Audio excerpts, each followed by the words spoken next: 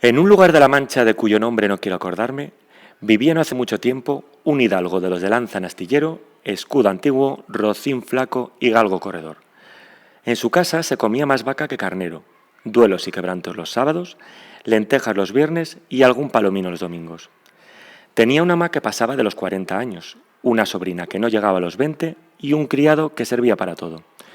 Nuestro hidalgo rondaba los 50 y era de constitución recia, seco de carnes, enjuto de rostro, gran madrugador y amigo de la caza. Se apellidaba Quijada o Quesada, pues en esto hay alguna diferencia entre los autores que escriben sobre él, aunque según parece se llamaba Quejana. Pero esto importa poco a nuestra historia. Basta con que la narración no se salga un punto de la verdad. En los ratos que estaba ocioso, que eran los más del año, nuestro hidalgo se dedicaba a leer libros de caballería con tanta afición y gusto que olvidó el ejercicio de la caza y la administración de su hacienda. Y a tanto llegó su desatino que vendió algunas tierras de sembradura para comprar aquellos libros. Los que más le entusiasmaban eran los de Feliciano de Silva, sobre todo cuando leía pasajes con desafíos y requiebros como este. La razón de la sinrazón, que a mi razón se hace, de tal manera mi razón enflaquece, que con razón me quejo de la vuestra fermosura. El pobre caballero perdía el juicio por desentrañarles el sentido, que en verdad no se lo sacara el mismo Aristóteles si resucitase solo para ello. Y lo primero que hizo fue limpiar una armadura de sus bisabuelos que, cubierta de orín y moho, estaba olvidada desde hacía siglos en un rincón. Luego convirtió el morrión en celada atándole una visera hecha con cartones, de manera que le protegiese el rostro de cuchilladas. Para probar su resistencia, sacó la espada y le dio 2 golpes, y ya con el primero deshizo lo que había costado una semana. Lo volvió a hacer de nuevo poniéndose unas barras de hierro por dentro, y esta vez le pareció una celada finísima, y quedó muy satisfecho de su fortaleza, aunque no quiso probarla. Fue luego a ver su caballo, que era todo piel y huesos, aunque le pareció mejor que el babieca del Cid. 4 días se le pasaron en imaginar qué nombre le había de poner, porque un caballo tan bueno y de un caballero tan famoso no podía estar sin nombre conocido. Después de muchos que formó, borró y quitó, añadió, deshizo y volvió a hacer, lo llamó al fin Rocinante, nombre, a su parecer, alto, sonoro y significativo de que había sido Rocín antes de lo que era ahora, el mejor caballo del mundo. Luego tardó otros 8 días en buscarse un nombre a sí mismo, hasta que dio en llamarse Don Quijote, por lo que los autores de esta verdadera historia suponen que se llamaba Quijana y no Quesada, como afirman otros. Pero acordándose de Amadís, no se había contentado en llamarse Amadís a secas, sino que además añadió a su nombre el de su patria para hacerla famosa, y se llamó Amadís de Gaula. Así él quiso llamarse Don Quijote de la Mancha, nombre con el que a su parecer declarara muy al vivo su patria y la honraba. Cuando ya estaba cerca, tiró de las riendas, detuvo a Rocinante y esperó a que desde la almena un enano anunciase con un toque de trompeta que un caballero llegaba al castillo. Pero como el enano tardaba en aparecer y Rocinante tenía prisa por llegar a la caballeriza, Don Quijote siguió adelante. Y en esto, un porquero que andaba recogiendo una manada de cerdos tocó un cuerno, y al instante se le representó a Don Quijote lo que se deseaba. Esto es, que el enano anunciaba su venida. Y así, con extraordinario contento, se llegó a la puerta. Las damas, al ver a un hombre armado de aquella manera, llenas de miedo, fueron a meterse en la venta, pero Don Quijote, alzando la visera de cartón y descubriendo su seco y polvoriento rostro, con gentil talante y voz reposada, les dijo: «Non fullan, altas doncellas, ni teman desaguisado alguno». Acabada la cena, Don Quijote llamó al ventero y, encerrándose con él en la caballeriza, se hincó de rodillas y le dijo: «Valeroso caballero, no me levantaré hasta que vuestra cortesía me otorgue un don que beneficiará al género humano». El ventero estaba confuso, sin saber qué decirle. «El don que os pido», prosiguió Don Quijote, «es que mañana me arméis, caballero. Esta noche velaré las armas en la capilla de este vuestro castillo, y mañana podré ir por el mundo buscando aventuras en favor de los menesterosos». El ventero, que ya sospechaba de la locura de Don Quijote, decidió seguirle la corriente. Le dijo que en su castillo no había capilla, porque se había derribado para hacer una nueva, pero que podría velar las armas en el patio, y le preguntó si traía dinero. Ni blanca, respondió don Quijote, porque nunca he leído que los caballeros andantes lleven dinero. En esto, uno de los arrieros decidió ir a dar agua a su recua. Al verlo acercarse, don Quijote le dijo en voz alta: «Oh, tú, atrevido caballero, mira lo que haces, no toques las armas del más valeroso caballero, ándate que jamás ciñó espada, si no quieres dejar la vida en pago de tu atrevimiento». El arriero no hizo caso, y como para sacar agua del pozo necesitaba apartar las armas de la pila, las agarró de las correas y las arrojó bien lejos. Don Quijote alzó los ojos al cielo y, pensando en su señora Dulcinea, dijo: «Socorredme, señora mía, en esta primera afrenta». Y diciendo esto, soltó el escudo, alzó la lanza a dos manos y dio con ella tan gran golpe al arriero en la cabeza que lo derribó en el suelo y lo dejó aturdido y maltrecho. Luego recogió sus armas y volvió a pasearse con el mismo reposo que antes. Todo el mundo se pare, nadie pasará de aquí si antes no confiesa que no hay en el mundo doncella más hermosa que la emperatriz de la Mancha, la sin par Dulcinea del Toboso. Los mercaderes se detuvieron y al instante advirtieron la locura del caballero, pero uno de ellos, que era ingenioso y un poco burlón, le dijo: «Señor caballero, no conocemos a esa señora, mostrádnosla y si es tan hermosa como decís, confesaremos. Si os la mostrara, no haríais más que confesar una verdad evidente. Lo importante es que sin verla lo tenéis que creer y afirmar, si no, conmigo sois en batalla». «Señor caballero», replicó el mercader, «no os obliguéis a confesar una cosa que jamás hemos visto ni oído, y más siendo tan en perjuicio de las emperatrices y reinas de Alcarria y Extremadura. Enseñadnos algún retrato de esa señora, que, aunque sea tuerta de un ojo y bizca de otro, estamos dispuestos a complacer a vuestra merced». «Canalla infame», dijo don Quijote, encendido de cólera, «no es tuerta ni bizca ni jorobada. Pagaréis la blasfemia que habéis dicho contra tamaña beldad». Aún dormía don Quijote cuando al día siguiente se presentó en su casa el cura con el barbero maese Nicolás. El cura pidió las llaves del aposento donde estaban los libros y la sobrina se las dio de muy buena gana.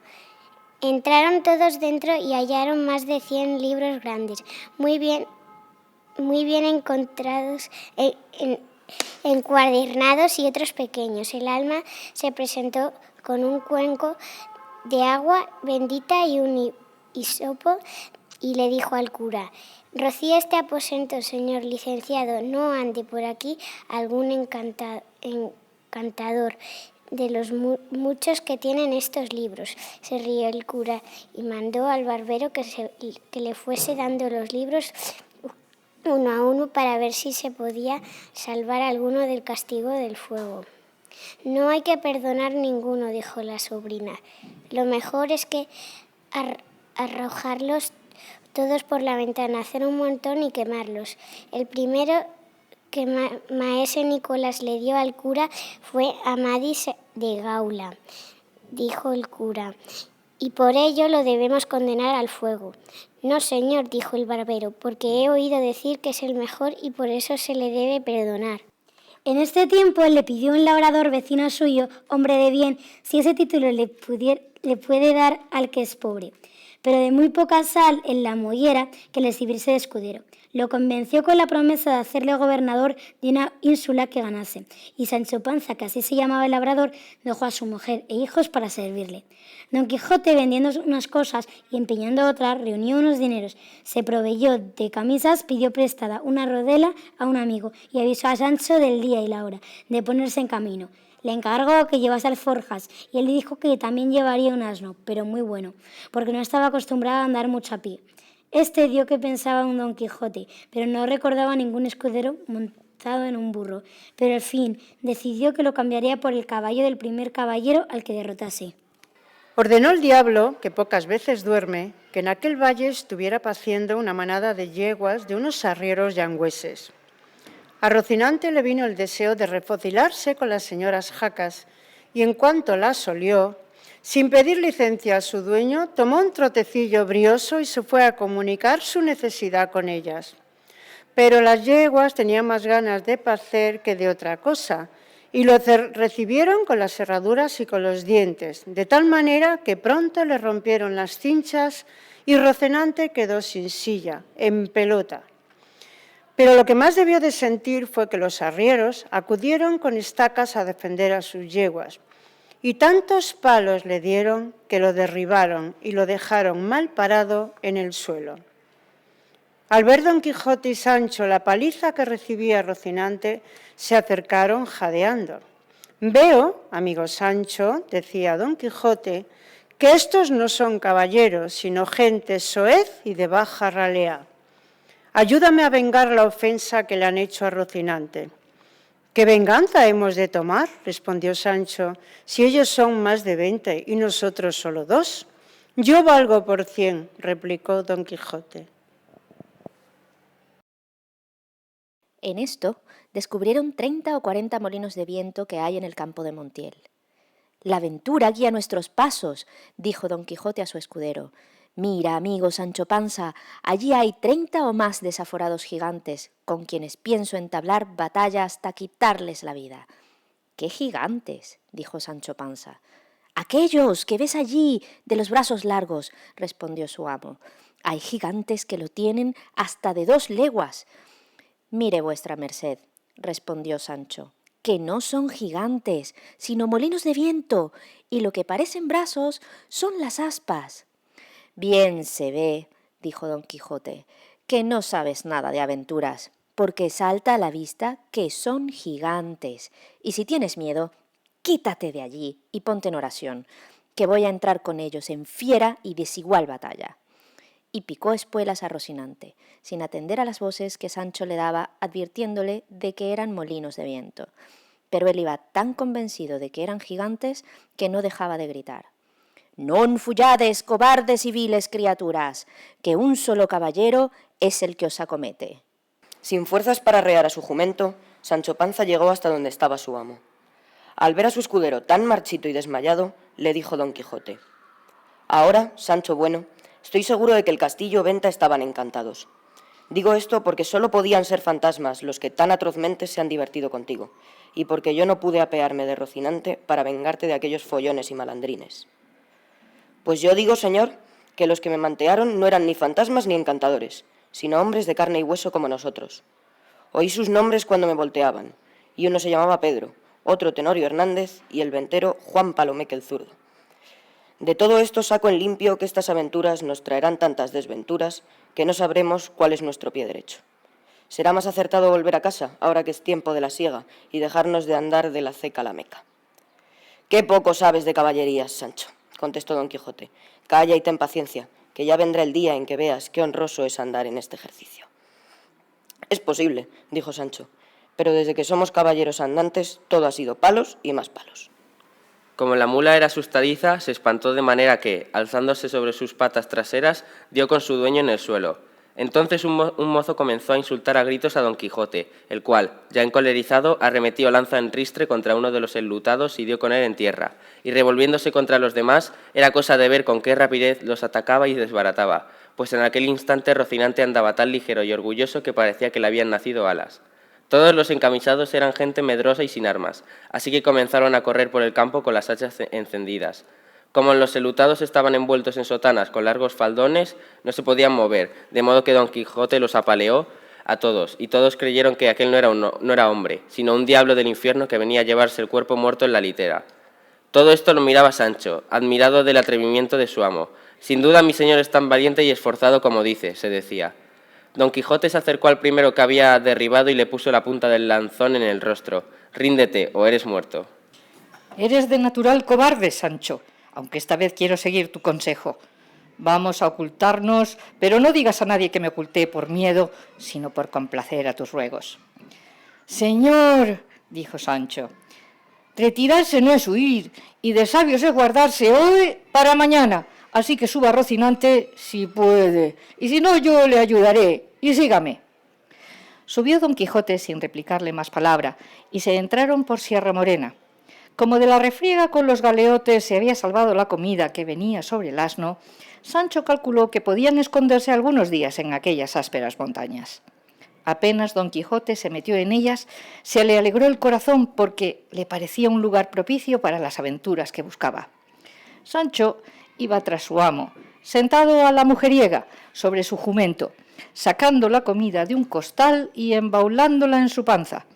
En esto alzó los ojos y vio que su amo estaba parado, levantando con la punta del lanzón una maleta medio podrida. Pero pesaba tanto que fue necesario que Sancho se apease a cogerla, y aunque estaba cerrada con una cadena y su candado, por un roto vio 4 camisas de fina holanda y en un pañuelo halló un montoncillo de escudos de oro. «¡Bendito sea el cielo!», dijo Sancho. «Guárdate ese dinero, Sancho, que bien lo mereces». Eres un gran hablador y que muchas veces te pasas de listo. Para mí, Dulcinea del Toboso vale tanto como la más alta princesa de la tierra. Es hermosa y honesta. Y si no es de alto linaje, importa poco. Ya la pinto en mi imaginación como la deseo.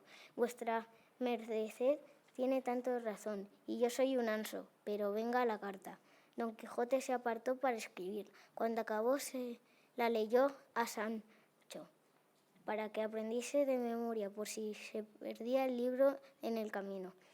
«Es inútil, señor», le dijo Sancho, «porque tengo tan mala memoria que a veces se me olvida cómo me llamo, pero dígamela, que me gustaría oírla». «Escucha bien», dijo Don Quijote. El ferido de ausencia y el llegado de las telas del corazón, dulcísima Dulcinea del Toboso, te envía la salud que él no tiene.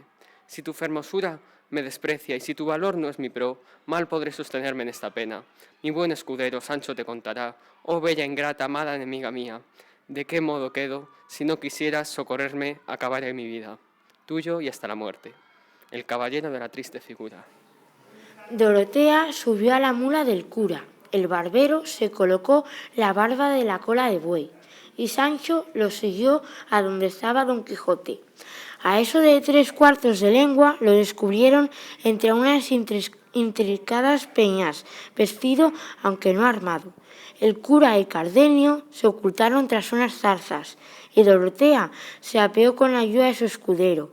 Se hincó de rodillas y habló así a Don Quijote: «Oh valeroso y esforzado caballero, no me levantaré hasta que vuestra bondad me prometa un favor.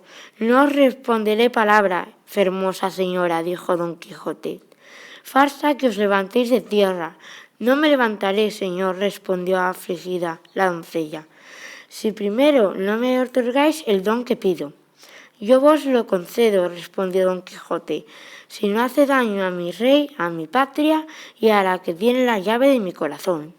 Maese Nicolás el barbero trataba de disimular la risa, y en esto se llegó Sancho Panza al oído de su señor y le dijo: «Esta es la alta princesa Micomicona de Etiopía, y lo que quiere pedir es que mate a un gigantazo. Sea quien fuere, haré lo que me dicta mi conciencia», respondió Don Quijote. «Lo que pido, señor caballero, es que acompañe sin entremeterse en otra aventura hasta darme venganza de un traidor que me ha usurpado el reino», dijo la doncella. «Así lo otorgo», respondió Don Quijote, «y tened esperanza que con la ayuda de Dios y de mi brazo pronto recobraréis vuestro reino. Así que manos a la obra, que en la tardanza está el peligro». Al llegar a este punto, el autor de esta verdadera historia exclama: «Oh, fuerte y animoso Don Quijote de la Mancha, espejo donde pueden mirarse todos los valientes del mundo.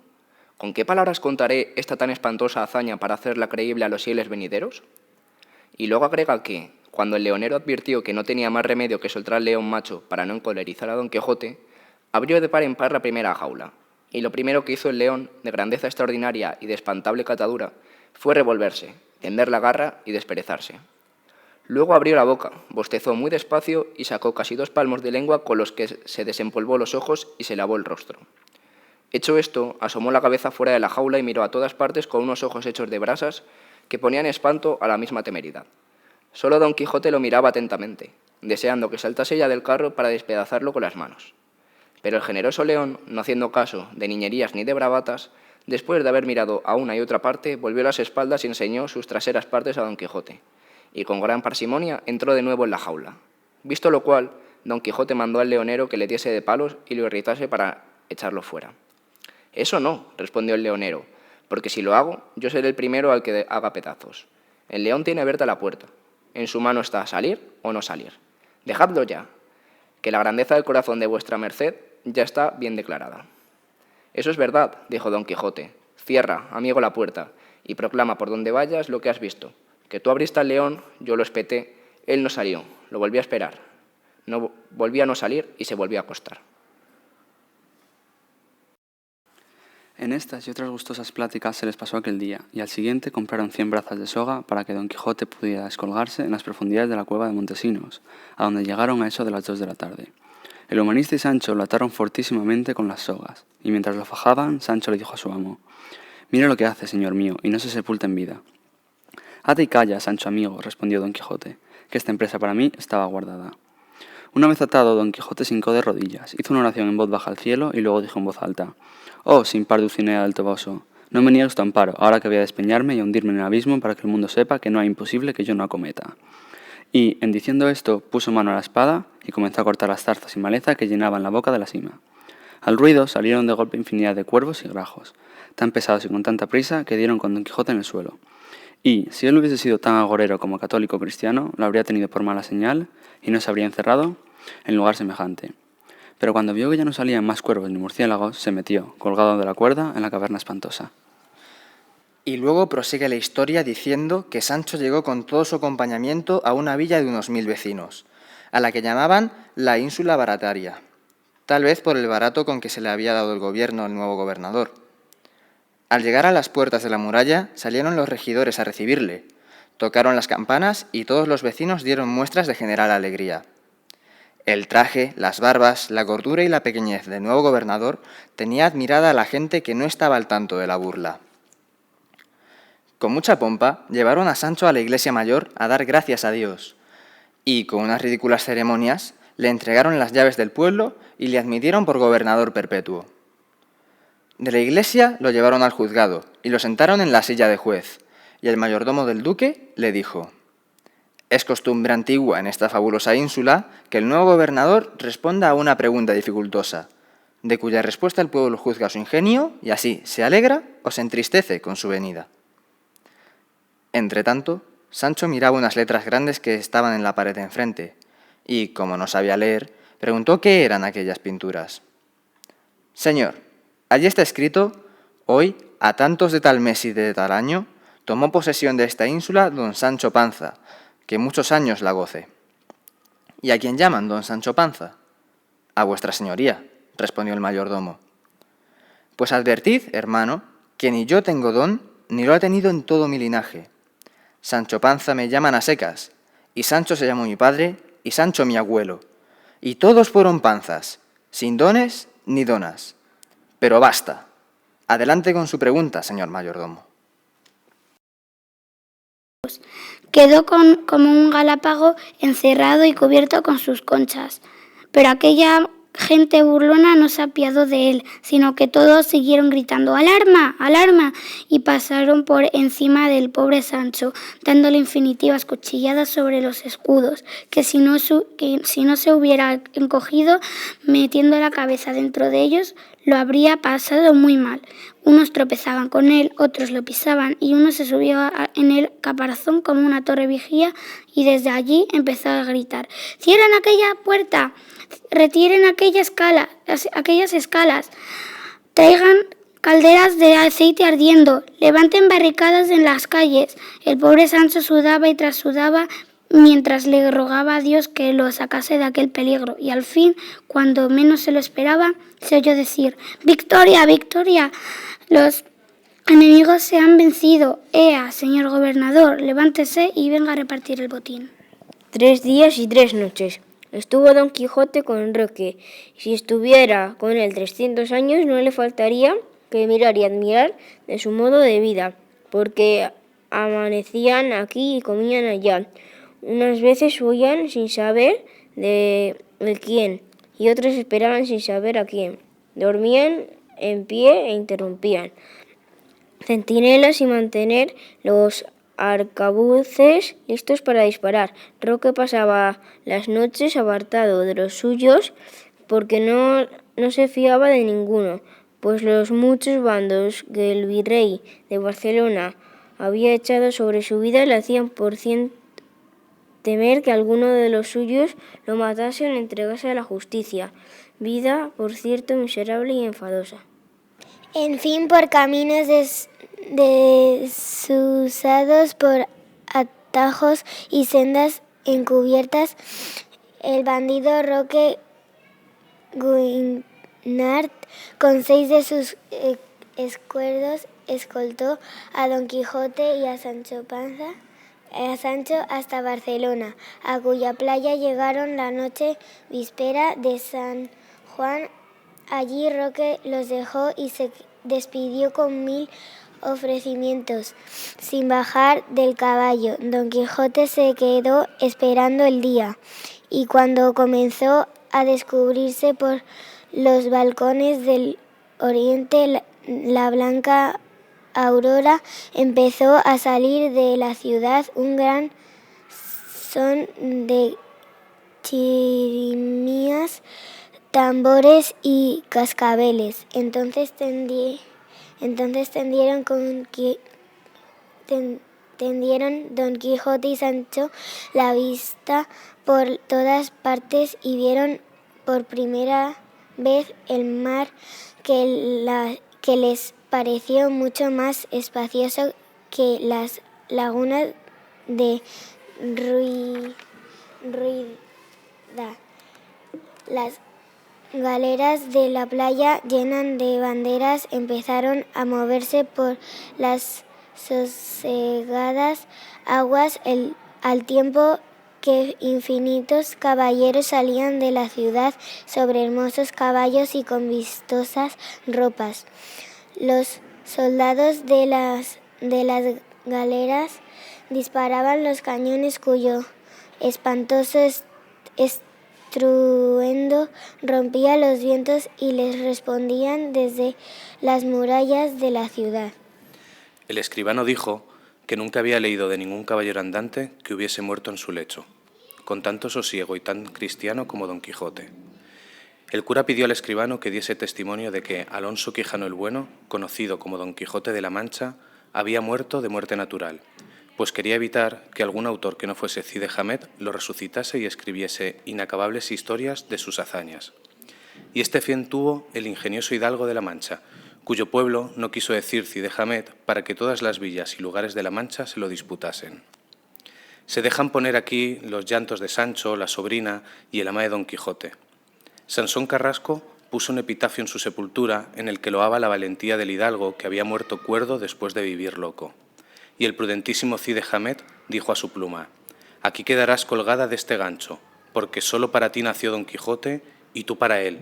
Y si llegas a conocer al escritor fingido y tordesillesco, le advertirás que deje reposar en sepultura los cansados y ya podridos huesos de Don Quijote, donde real y verdaderamente yace tendido de largo a largo, imposibilitado de hacer otra salida. Y con esto yo quedo orgulloso y satisfecho, pues no ha sido otro mi deseo que poner en aborrecimiento de los hombres las fingidas y disparatadas historias de los libros de caballerías».